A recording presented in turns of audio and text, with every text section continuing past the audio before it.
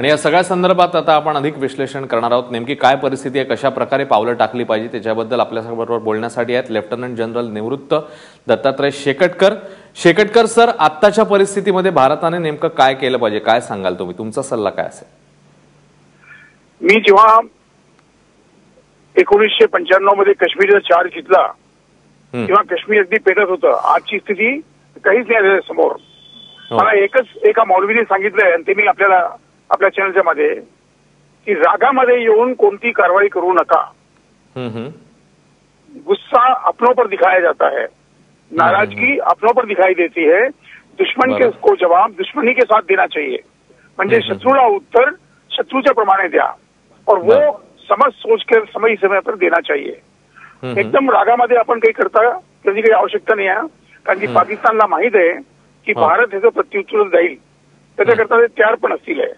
त्यांनी लोकांना सांगितलं पडतं की तुम्ही आपल्या जागेतून निघून जा, वेळ द्या, त्यांना करू द्या आणि प्रत्युत्तर देण्याशिवाय सोडू नका.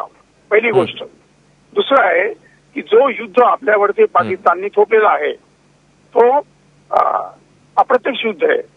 Proxy war, indirect war, cross border terrorism. Proxy वॉरचं उत्तर प्रॉक्सी वॉरनीच दिलं पाहिजे. प्रत्यक्ष युद्धाने त्याचं उत्तर होत नाहीये. अमेरिका, पाश्चात्य देश हे चूक करतात आहे आणि त्यांनी पूर्ण जगामध्ये सत्यानाश केलेला आहे. भारताने तरी आपले विचार करत आपण आपली शोधली पाहिजे. तिसरी गोष्ट आहे की तिकडच्या गावात त्या लोकांना त्रास न हो ही काळजी आपण घेतली पाहिजे. आणि ज्या क्षेत्रामध्ये आपल्या सैनिकांचं त्यांनी म्युटिलेशन केलेलं आहे कमीत कमी किंवा बाजूला डाव्या बाजूला 5 किलोमीटर कमीत कमी 5 किलोमीटरमध्ये एकही पाकिस्तानी सैन्य ठरला नाही पाहिजे. 3 गोष्टी तुम्ही करा. आणि चौथी गोष्ट आहे की आपल्या लोकांमध्ये भारताच्या आतमध्ये पण काश्मीरच्या आतमध्ये पण सर्जिकल स्ट्राईक करायची आवश्यकता आहे. ही सर्जिकल स्ट्राईक वेगळ्या प्रकारची आहे की ती नव्हे जी आपण पीओके मध्ये केली आहे.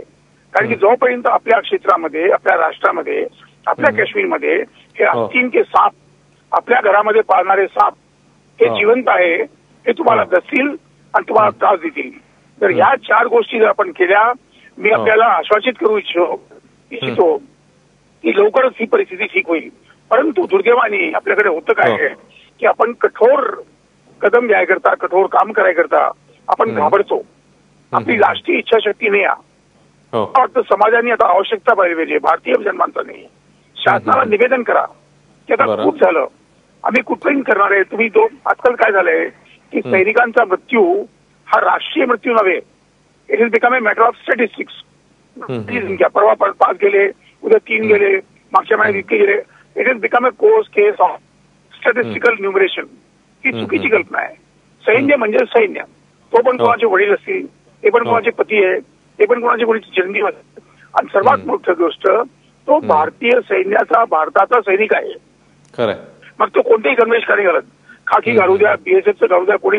He is a Indian and any touch on India must be replied by India in a correct manner. हे जर आपण केलं तर पाकिस्तान नक्कीच धडा शिकेल. अन्यथा आपण इतक्या वर्षापासून रोज आपले जे हाल होतात ते हेच होत राहणार. आपण नुसतं व्याख्यान देऊ, हम ये करेंगे, आम्ही हे करू, आम्ही हे करू, तुम्ही करू का? काही नाही. आणि ही वास्तविकता पाकिस्तानला आणि पाकिस्तानच्या समर्थक देशांना, 2 देश पाकिस्तानला समर्थन देतात आहे. एक आहे अमेरिका आणि दुसरा आहे चायना. त्यांना माहित आहे की भारत व्याख्यान देण्याशिवाय काही पण करणार नाही ही त्यांना पूर्ण खात्री आहे. आणि ह्या खात्रीच्या कारण पाकिस्तान पण आपल्या डोक्यावरती बसतंय. मला वाटतं ऍज अ स्टडी करते म्हणजे राष्ट्रीयच्यावरती विचार श्रवण करून ह्या सगळ्या मुद्द्यावरती जर आपण केलं तर मला तरी वाटतं की पाकिस्तान जो आहे 4-5 वर्षामध्ये तर त्याचं एक विघटन होईल ही मला पूर्ण खात्री आहे. पण तोपर्यंत आपण किती त्रास सोसायचा हा एक मुख्य प्रश्न आहे. खरं.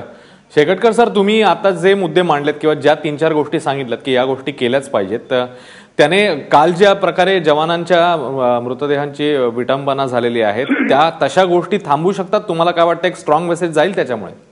नक्की थांबेल. ते थांबवलंच पाहिजे आणि आपल्याला स्ट्रॉंग मेसेज त्याप्रमाणे दिला पाहिजे. तुम्हाला सुरुवातीत म्हटलं की शत्रूला शत्रूच्या भाषेतच उत्तर द्यावं लागतं. शत्रू समोर तुम्ही प्रवचन करून बाळमाळ करत नाही, प्रवचन करू शकत नाही. जिस भाषा में शत्रु को समझता है उसी भाषा में हमको जवाब देना पडेगा खरंय. तेव्हा तो कळेल त्याला. आणि हे केल्याशिवाय आपल्याला हे रोजचे त्रास सहन होतीये.